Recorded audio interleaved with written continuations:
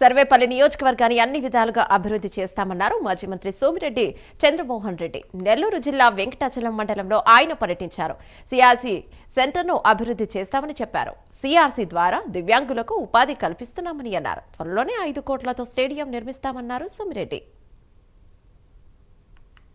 Ministry of social justice and empowerment వీళ్ళు 1,35,00,000 రూపాయలతో 828 మంది దివ్యాంగులకు ట్రైసైకిల్స్, బ్యాటరీ సైకిల్స్, అట్లే మొబైల్ ఫోన్స్,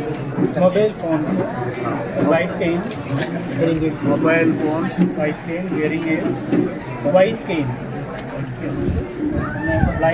చాలా సంతోషం. ఈ 4 డివిజన్స్లో ఈ సదస్సులు పెట్టి వీళ్ళని సెలెక్ట్ చేయడం జరిగింది. 4 రెవెన్యూ డివిజన్లు. ఫైనల్గా ఈరోజు కన్క్లూషన్ ఇక్కడ వాళ్ళకి డిస్ట్రిబ్యూషన్ జరుగుతుంది. అయితే ఇంకా కూడా ఇక్కడ అవసరమైన ఈ సెంటర్లో, ఈ ట్రైనింగ్ సెంటర్లో